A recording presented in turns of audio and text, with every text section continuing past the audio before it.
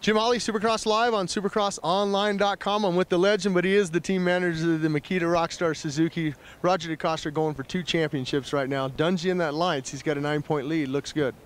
Yeah, hopefully, nothing crazy happens, and it's still a race. It's never done until it's done. It's motorsports, and things can go wrong. But Ryan looks good. He is confident, and he has the ability to do it.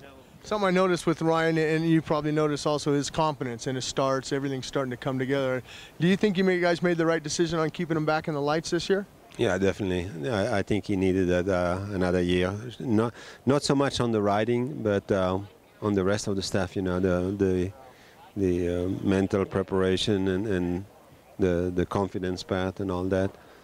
And then Chad, although he had a bad last week. He's been sick for a while, but he looks a lot better this week, and hopefully we can take it to the last race next week, and it'd be nice to win tonight. Do you have an advantage? And I asked Larry Brooks this question because he's running a car, but you guys have the fuel injection. Do you think at the altitude you guys have a little bit more advantage on setting up the bike?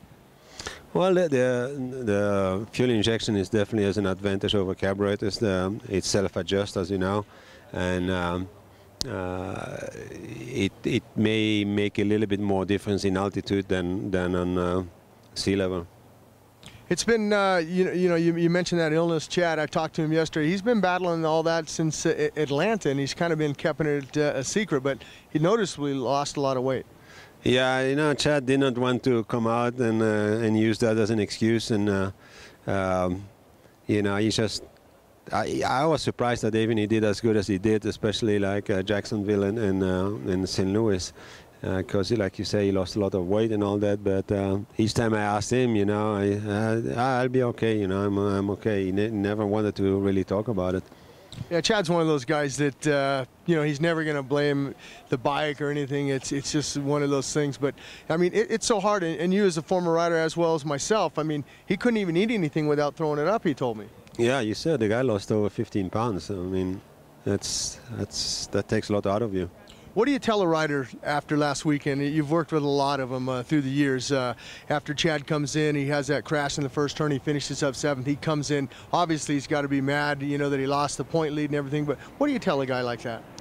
Well, I gave him some time first to cool down. I did not go jump on him right away and talk about what we can do to change things around and to stay positive. It's only 3 points. If we had come from behind and we were 3 points back now, we would have been happy to be there. And to stay positive, and it's motorsport. Things happen, and Chad has been riding really good this year, so it's always really tough to beat Stewart, but it's not impossible. Well, you heard it from Roger DeCoster. It's not impossible to beat Chad. Chad's going to go out there tonight in Salt Lake City and try to come away with that win and even it up, taking it into Las Vegas. You'd like that, right? We all like that, yeah. All right. Perfect. Right.